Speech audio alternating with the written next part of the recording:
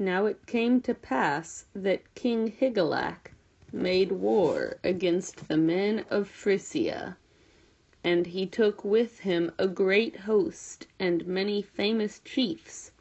But the king was slain, and all his nobles with him, save Beowulf only. Now it came to pass means next it happened that King Higelac made war against the men of Frisia. He went to war, Beowulf's king did. And he took with him a great host. Here host means army, and many famous chiefs. But the king was slain. That means he was killed, and all his nobles with him, save Beowulf only. So the king went to war, and he took all of his big important people with him. But then the king and all of his people were killed, except for Beowulf. Then Beowulf took the kingdom upon himself, ruling its people prudently for 50 years, warding them well, until one began in the dark of night, a dragon, to rage. So, when the king and all of the other nobles died, Beowulf was next in line. That's like, can you imagine if the president and the vice president and the speaker of the House and half of Congress all died, and there was only one congressman left, then that person would probably become our next president. So Beowulf became the king, ruling the people prudently. That means carefully. He was ruling the people very carefully, making sure they were okay, for 50 years, warding them well. Warding is keeping them safe. So Beowulf became the king and took care of the people for 50 years, keeping them safe until, and this next part is worded weird, so I'm going to move the words around so that we can figure out what it means. Until one began to rage. Rage is anger, so one began to get angry in the dark of night. Someone was attacking at night. A dragon. And then we see on the next page, someone's walking along the beach. So this man walks along the beach until he sees a big arch hidden away in the rock face. Here we see the man's hands are tied together. Why don't you write down in your notes, what does that mean? Why are his hands tied together? And he turns, and he walks through the arch, and then he finds a little door, and walks to it. Inside the door, there's a huge dragon with lots of treasures over here, and armor and a shield from another warrior that he's killed in the past. More shields, more armor, more treasure. A dragon sitting on a pile of money and expensive treasures. He sees that the dragon looks like it's asleep, so he takes this cup. But then the dragon wakes up and comes out through the doorway, and it follows his footprints back. And now we see what it meant about the dark of night, because this page is all dark, and the dragon comes out of the darkness and breathes fire onto the people, destroying a bunch of stuff and killing a bunch of people. You can see these crosses that are burning. And the next morning the people come out and see the burned crosses. And we see the king, Beowulf. Look at his face. What do you notice about him in this picture? How old do you think he is? And how do you think he feels? Write that down. We see he goes into the great hall that he owns. And it looks like he's sitting down on his throne there. They bring forward the man who had woken up the dragon, and they show the cup that was stolen from the dragon. They show it to Beowulf, to King Beowulf. Beowulf sees the cup, all gold and covered in jewels and really, really old, hundreds of years old. And he speaks. He says, "Hold thou, O earth, since heroes may not, the wealth of kings." He says, "Earth, you hold the wealth, the money of kings, because heroes can't. Ever from thee, brave men bought it." Brave men always got their wealth from you, from the earth, whether through mining or through digging up buried treasure. But battle death seized them, killing my clansmen all, robbing them of life and a liegeman's joys. Battle death, that means death in battle, seized them, took the brave men, killing my clansmen, my family, all of them, robbing them of life and a liegeman's joy. Your liege is your lord, the person that you answer to, your big boss that you have to be loyal to. So a liegeman is a person who answers to that big boss. Beowulf is saying that death in battle took all of his family and robbed them of life and of the joy of serving the person that they're supposed to be loyal to. They are gone, my noble comrades, my worthy friends, and only I am left alive. So that means right now, Beowulf is talking about all of the brave people he's known who have died, and how of all the brave men that he's worked with all his life, only he is left alive. How do you think he feels right now, being the only person left alive out of all of his family and friends?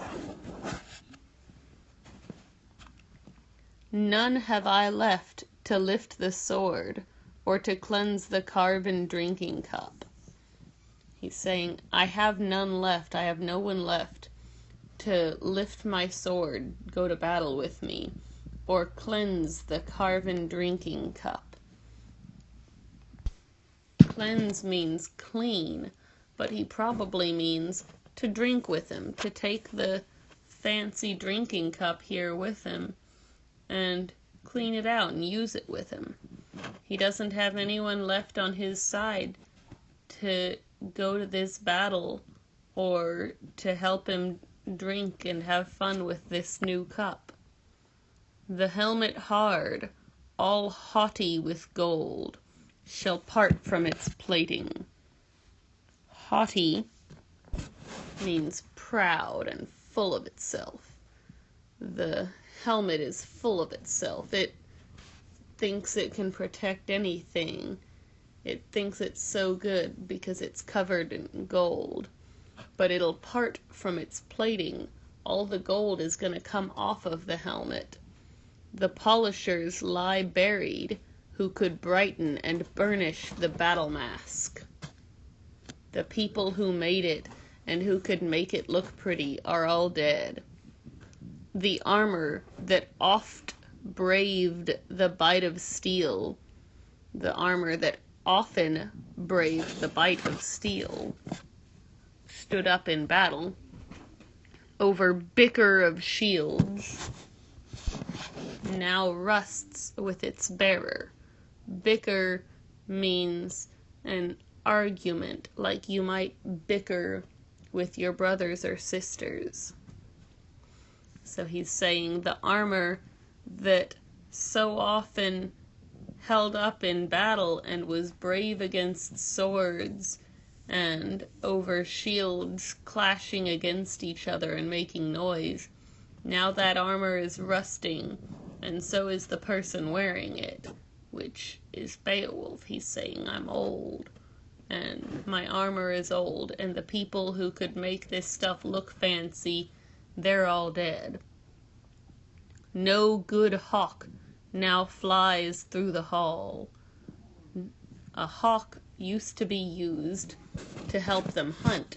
It was used during fun times. He's saying no good hawk now flies through the hall. No harp plays. We're not having a party now. Battle and death have borne the flower of my race away. That's figurative language. The flower of his race. It is not a literal flower. It's a metaphor for the beauty of his race, of his people. And battle and death have borne them away, have taken these things away from him. Then Beowulf ordered his smiths to forge a great iron war shield to protect him from the dragon's breath, and, taking 11 comrades, he went to seek the dragon. Smiths were people back then who used to work with metal. They could make anything from horseshoes to swords and armor and shields. So Beowulf ordered his smiths to forge, that means to make out of metal, a great iron war shield to protect him from the dragon's breath. Look at this picture, how much taller Beowulf is than everyone else, even as an old man. Look how 2 other men have to work together to carry his shield that he's gonna carry by himself, even though he's so old now. So he has his men make this huge shield for him, and taking 11 comrades, 11 friends with him, he went to seek the dragon, to look for the dragon. So we look and we see there they are walking along the cliff, and the prisoner points and says where he found the dragon. And they walk over the top, and Beowulf gathers his men around with the prisoner there, and his shield bearers, and all of his men have their own spears just in case. And he says, "Many a fight, my friends, have I fought since my youth, always first in the ranks to meet my enemy." So he's saying, I've gotten a lot of fights, and I was always the first one to cross and meet the enemy. Such deeds have I done in times past. I've done these things before. And yet one more will I do, if only the destroyer will come out of his dwelling to meet me in battle. I've been in big fights like this before, he says. I've always been the first one to go into the fight. And even though I've done this a lot of times before, I'll do this one more time, if only the destroyer, the person who destroyed all of that, the dragon, will come out of his dwelling. We saw the word dwell means to live, so out of the place where he lives, to meet me in battle. As in the old time with Grendel, I would not use sword or other weapon against this worm. He's remembering how when he fought Grendel, he used his bare hands, and saying, I would do the same thing against this worm, against this dragon, because it kind of slithers through the air like a big worm. But I know not how, without these, I could fell such an enemy. He's saying, I wouldn't use my swords, I wouldn't use my shield, but I don't know how I could kill a dragon without them. Thus will I go prepared, but not 1 foot's space will I yield to him. To yield is to give way. So he's saying, I'm going to take my sword and shield, and I'm going to go prepared, but I'm not going to give way. I'm not going to let him take 1 foot's space from me. Now, stand by this barrow, and watch, my young comrades. Which of us better from the battle rush shall bear his wounds? A barrow is a hill. A lot of times, it's the little hill of dirt that gets put on top of someone's grave. So, even though he's talking about the hill that they're standing next to, the way he uses the word barrow would also make them think that this place is going to be the grave for either the dragon or for Beowulf. And he tells his young friends, his young comrades, to stand by this barrow and watch, which of us better from the battle rush shall bear his wounds, which of us is going to be able to deal with his wounds from the battle better. To war with the worm is not for you, nor any man but me alone. He's saying, don't try to get in a fight with this worm, with this dragon. That's not for you, nor is it for anyone but me alone. I'm the only one who's going to fight this thing. One of these 2 things must be. Either I will carry away his treasure, or death at last will find me.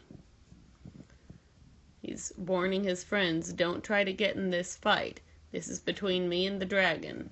Either I'm going to carry away the dragon's treasure, or death at last will find me.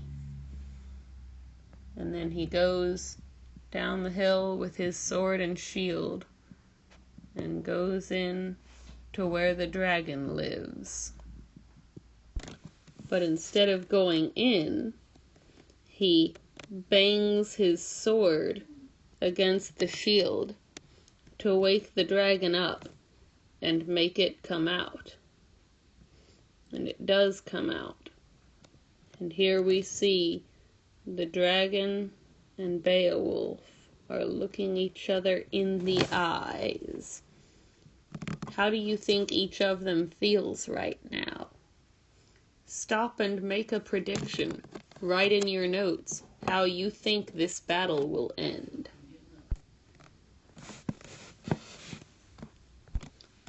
The dragon comes at Beowulf, and Beowulf smacks it on the head with his sword. But that just makes the dragon mad. It doesn't even seem to hurt it. The dragon blows out its fiery breath, and Beowulf's shield saves him from it. He said he wasn't going to give way, though, so you see his feet. And he starts to stumble back, but he crouches down, so the dragon can't push him back. When the fire stops, look at the shield.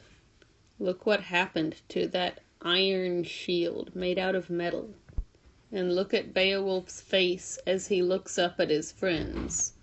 What do you think he's thinking? Write that down. His friends look down at him, and seeing what happened, a lot of them start throwing down their shields and spears and running away. They've never seen Beowulf get hurt like this, be defeated like this, and they're scared, so they run away. But this guy doesn't. He gets mad, and he starts running towards the battle.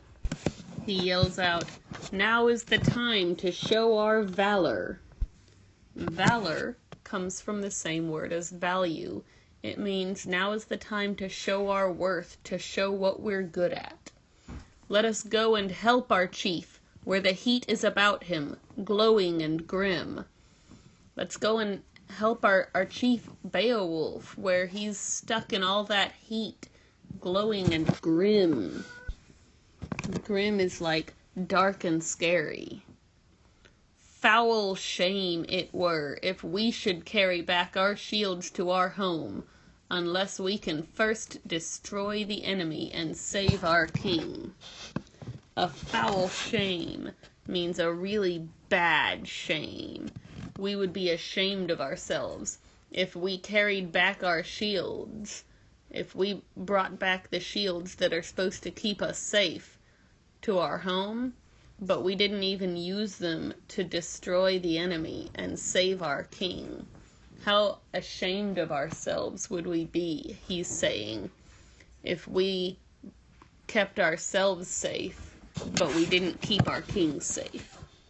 Our young warrior runs down to the battle and yells out, "Beloved Beowulf, make good thy boast, that never in life wouldst thou let thy glory wane." A boast is a brag, so he's reminding Beowulf how Beowulf bragged. He's saying, make good your brag. You said this, now make good on it. Follow through. You bragged that never in life would you let your glory wane. That means to fade away. You bragged you'd never let your glory fade away as long as you were alive. So now don't let it fade. Use all thy strength and fight for thy life. I will stand to help thee. He's afraid Beowulf's going to give up, and he's saying, don't give up. Use all your strength and fight for your life.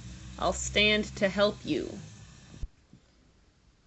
So he runs down as he's yelling this, and then the dragon breathes its fire out again, and our warrior Wiglaf gets thrown back by the force of it. Seeing that, Beowulf steps up, and he steps in to fight the dragon.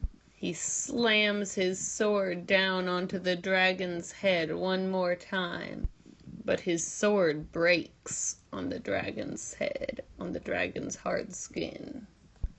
And the dragon isn't killed, it just gets mad and attacks. Angry, the dragon moves out and bites Beowulf right on his neck and shoulder. Wiglaf sees it, and he's very upset by that. This is his king that he's faithful to, that he loves, that saved his life so many times.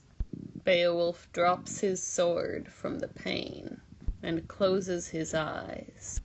Wiglaf sees the dragon up there and sees it staring eye to eye with his king, Beowulf.